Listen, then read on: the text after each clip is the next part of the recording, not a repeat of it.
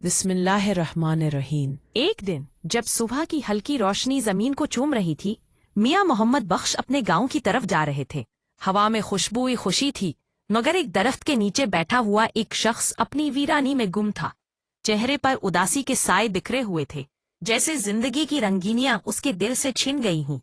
मियाँ मोहम्मद बख्श ने उसकी हालत पर नजर डाली और करीब जाकर पूछा, भाई क्या हुआ, क्यों उदास हो?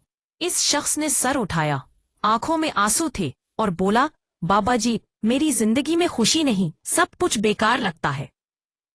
इसकी आवाज में एक गहरा दर्द था, जैसे दुनिया की तमाम मुसीबतें उसके दिल पर बोझ बनकर बैठ गई हों।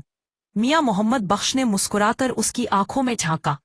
उनकी आंखों में एक खास चमक थी, जैसे वो एक राज जानते हों जो दुनिया की हर मुसीबत को खत्म कर सकता था। बेटा, उन्होंने नर्म लहजे में कहा, अगर दिल में अल्लाह की मोहब्बत हो और उसके हुक्म पर अमल करो तो दुनियावी दुख तुम्हें कभी छू भी नहीं सकते। ये अल्फाज जैसे हवा में गूंज उठे, दिल की गहराइयों में उतरते हुए एक नई रोशनी की किरण बन गए। मियाँ मोहम्मद बख्श ने अपने दिल की बातें अशार की सूरत में सुनाने का फैसला किया। दिल को अल्लाह की मोहब्बत से सजा ले, दुनिया की फानी लज्जतों से बचा ले।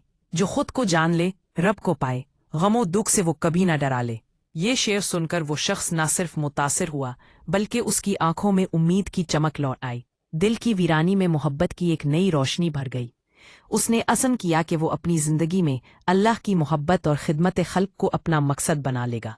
उस दिन के बाद जब भी वो शख्स गांव की गलियों से गुजरता, दिल में एक नई खुशी के साथ लोगों के चेहरे पर मुस्कुराहटें बिखेरता। मियाँ मोहम्मद बख्श की बातें उसकी जिंदगी का हिस्सा बन चुकी थी और वो जानता था कि वाकई अल्लाह की मोहब्बत ही सबसे बड़ी खुशी है। अगर हमारी ये वीडियो पसंद आई हो तो लाइक कमेंट ज़रूर करें और हमारे चैनल को सब्सक्राइब करें। शुक्रिया।